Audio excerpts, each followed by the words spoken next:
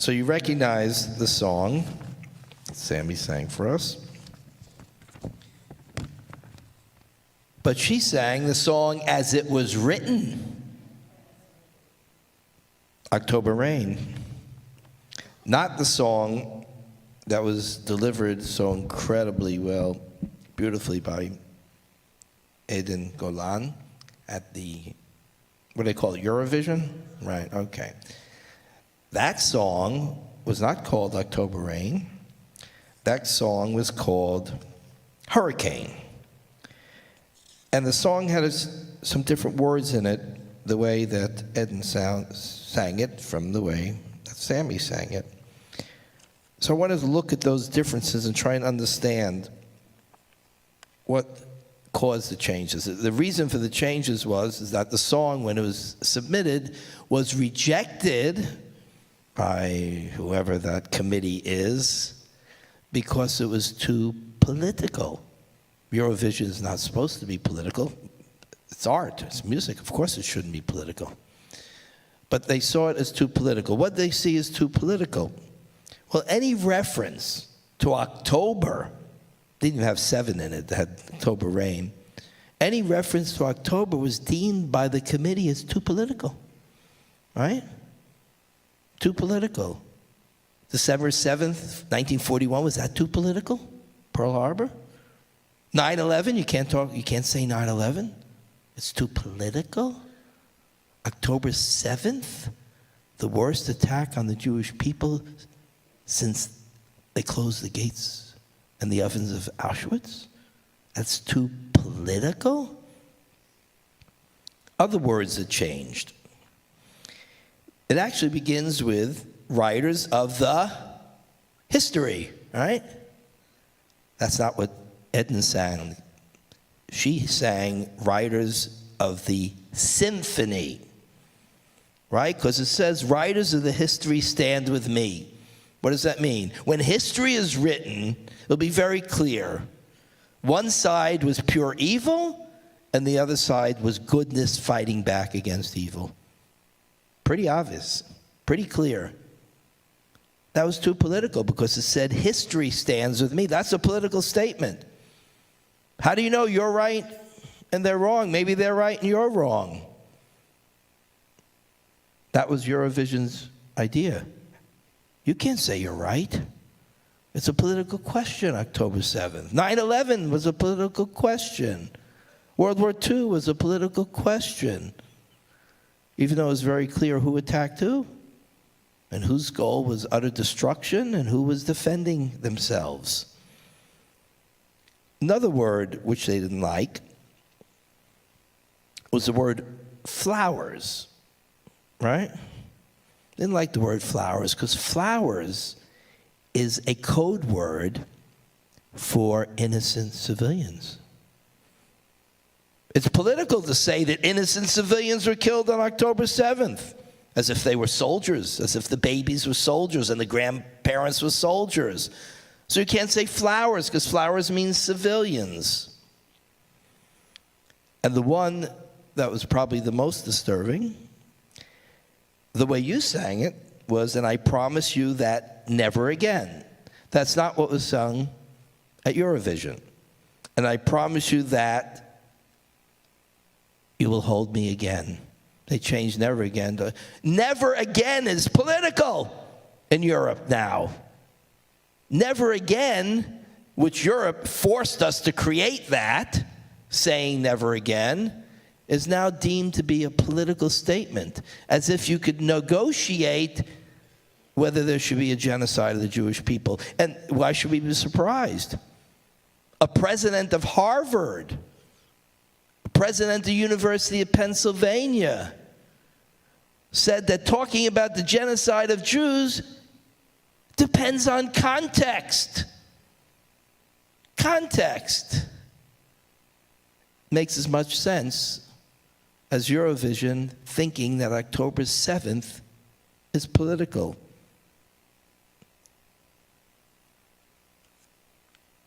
It was changed from October Rain to Hurricane. That was a bit of a compromise because October 7th was a hurricane. So you could imagine it, at least in some context, realizing what was being spoken of. Dancing in the storm, we got nothing to hide, right? No. Eden had to say, I have nothing to hide. Because we would suggest a collective, right? Collective of the Jewish people or the Israeli nation. And that would be too political. Those were the changes that were made because October 7th was too political. Europe, which invented genocide, Europe, which brought destruction to the world twice in the 20th century, can't even say never again without feeling that it is political.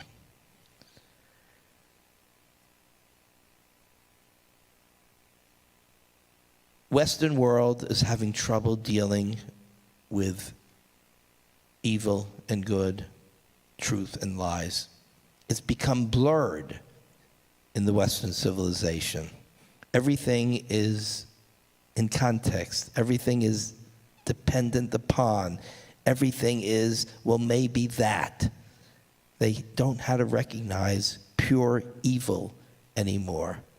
And that's extremely, extremely dangerous to Western civilization. And that's extremely dangerous to the world because the only hope in the world for human dignity and freedom is Western civilization. So when they get so blurred that they don't know what is evil and what is good, then the world is at a precipice, is in great, great danger. We do see rebellions against that here and there, different countries. We see the beginning of not being able to accept that anymore. It's starting to happen slowly but surely. And that, of course, can present great hope. In our evening prayers tonight, when we were singing about Song of the Sea, it followed the Shema. And if you look in the prayer book, some of them highlighted. The last words of the Shema are Adonai Elohechem Emet. Emet is truth. And then when you follow the prayer through the next page, Emet, Emet, Emet, Emet keeps on repeating itself over and over again. Truth, truth, truth. Why? And then it culminates in Michamocha, the song of the sea. The song that says, no, Pharaoh, you can't enslave other people. That's evil. That was the whole idea of the book, of the story, of the whole book of Exodus. You can't enslave other people. Dictatorships are evil. Enslaving other people, taking their freedom is pure evil. And so before we get to that, the prayer book says, Emet, Emet, Emet. This is truth, this is truth, this is truth. Enslaving other people, murdering other people, trying to destroy a nation, it's pure evil. And that's the truth. You have to recognize the truth. So let me conclude with this lesson from the rabbis. The word for truth is emet. So imagine the Hebrew alphabet. First letter is Aleph. Right in the middle is Mem. At the very end is Taf. In other words, the word emet starts at the beginning of the Hebrew alphabet and goes all the way to the end. Why? Because to find truth, it's hard. You really have to look at the entire perspective. You need to find truth. You have to seek truth out. It takes enormous effort and commitment and raw courage to speak the truth. Now let's take the word for lie. The word for lie in Hebrew is sheker.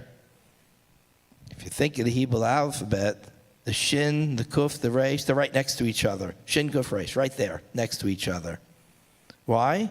Because lies, you don't look that way, you don't look that way. You just look in one direction. You have no understanding of what surrounds it. And it's very, very easy to tell a lie. It's much easier to tell a lie and repeat it than it is to tell the truth. Sheker and emet. And there's one other thing the rabbi said. They said that the word for sheker, it has the shin, kuf, and resh, and emet has the aleph, the mem, and the taf. And if you look at them, you see that one has legs to stand on, and the other has none. They're flat. The letters are flat. You know, some of the letters of the Hebrew alphabet go below the line. Some create like almost a foot to hold it strong. And what the rabbi said about that was, emet will stand. Sheker will always eventually fall. And that's what we understand. When they changed the words, they were doing sheker. They were lying. They were refusing to acknowledge what was true and what was false, what was good and what is evil. And so, our answer is, we sing the right words. We sing them so loud and so powerfully over and over again, and we refuse to accept the lie and refuse to allow good and evil to be blurred. And we stand up and we fight back. And eventually, what the rabbi said is, it is hard to get truth across, but it will stand, and sheker, lies, will always fall. And that is what we are in the midst of now, proclaiming the truth, fighting for the truth, and fighting really for goodness in this world. And to strengthen that goodness takes a lot of effort, not a fight. And how peculiar is it that one of the smallest countries on the face of the earth is leading that battle, while some of the greatest, most powerful nations in the world are barely able even to follow in Israel's footsteps. Only when those great nations of the world stand with Israel in a straight line, all of them going forward in truth, will this evil that has raised its ugly head once again in our world be pushed back into the hole from which it crept out of. Ken Yehi Ratzon, may this be God's will, and we all say, Amen.